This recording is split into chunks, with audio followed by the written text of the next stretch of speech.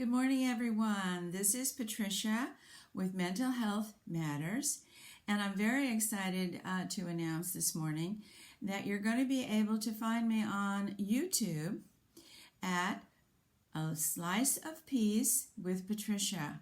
So I hope you'll check on over there and see some of my videos from the past. And speaking of that, last week we talked about the narcissistic personality.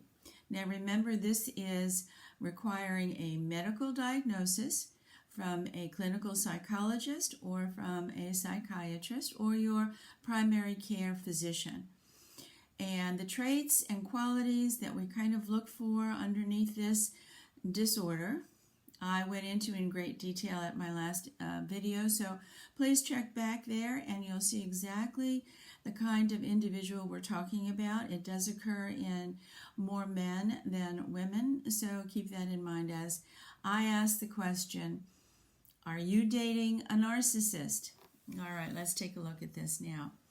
I'm going to give you 8 in total, 4 today and 4 in my next video, about what to look for if you are involved with a narcissistic type personality.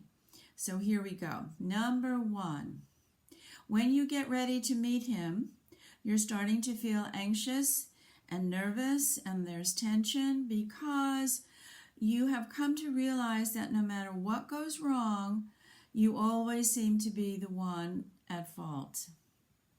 Kind of like walking on eggshells slightly. You never know whether you got the right table or you made the right reservation at a restaurant. You don't know if you're wearing the right clothes, and you don't know if you've said the right thing. It seems like everything that goes wrong, the narcissist has a way of putting the blame on you. So if you're feeling anxiety and some tension and some worry, and you're feeling nervous, sometimes that's one of the first signs that we kind of experience dealing with the narcissist. All right, so that's number 1. Number 2, you're going to find that this personality disorder needs to constantly be in control of everything and of everybody around him. So what does that look like? Well, when you're dating, he's going to want to know where you're going, who you're going to see, what are you going to talk about, what time are you coming home. He'll call you numerous times while you're away from him, just to check in, as he says. He will eavesdrop on your conversations if you're at home together. He will intrude on those conversations with unwanted opinions, advice, instructions, suggestions, with very little regard for what is happening between the other two people. This is all a matter of control for him. He has a very weak sense of boundaries, so he tends to be very intrusive. He'll walk right into a conversation when he's not even wanted and he has not been invited.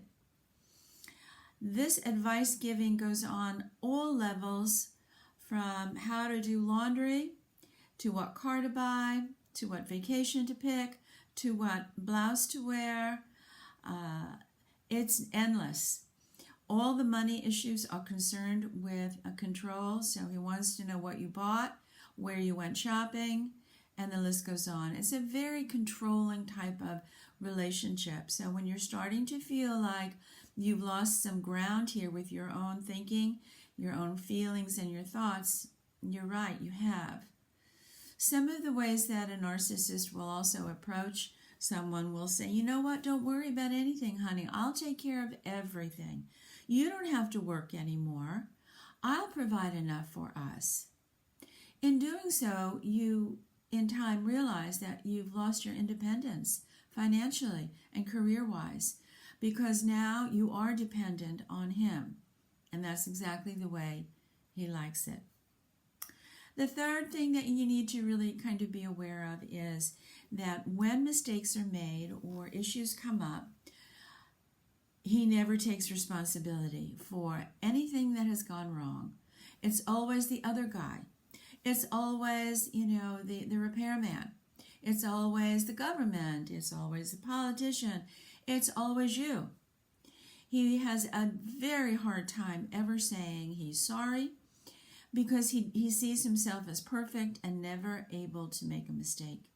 It's not within his understanding about who he is in the world. He will attempt some very fake types of apologies, and they sound something like this. I'm sorry, but... And then he goes on to blame either you or somebody else or the situation. He'll say, I'm sorry, but if you hadn't said this, then I wouldn't have said that. Once again, he's passing the blame on to someone else. He'll say, actually, I don't feel very sorry about this because after all, this was all your fault. He'll say, I know, I didn't mean that. You know I'm only kidding. When he has humiliated or embarrassed or hurt your feelings. Again, he has a tendency to minimize his behavior and his effect on other people. So, never taking responsibility, being very controlling, and blaming everyone else, especially you, for when things go wrong are some of the 3 top things that we kind of see. The 4th thing that I want you to be aware of is something we call projection. And that simply means he's going to project his feelings, his thoughts, his behaviors on you. So to give you an example, he may accuse you of doing things that he knows he's done. For example, getting in contact with an old flame. He may be doing that on the side, looking for validation and all of that admiration that he needs in such excess, and then turn around and put that blame on you, that you must be doing that. You must have looked at somebody and was flirting, for example. So he projects his guilt or his shame or his issues on you. And we call that projection. So that's number 4. Those are 3 major things that we are constantly kind of concerned about in relationships with narcissistic personalities. Another thing for you to be kind of aware of is all of his history with past relationships. They usually are pretty difficult. There's a lot of adversity, there's a lot of fighting, there's a lot of estrangement. Ask about his children, ask about his other relationships, certainly ask about his secretary, ask about his former wife, and you may get some real insight into how difficult this personality is to traverse. So I hope this has been helpful. I'm going to give you some real coping skills to use if you are dating a narcissist, and also continue with a list of things to be on the lookout for. So this is Patricia with Mental Health Matters, and please don't forget to check out my new YouTube channel. It is called A Slice of Peace with Patricia, and I'll see you real soon. Have a great week, everybody, and I hope this has been informative, and that is my intention, to help people be aware, to educate, to inform, and also to give you some coping skills. Alrighty, thanks so much for listening. I'll see you next time. Bye for now.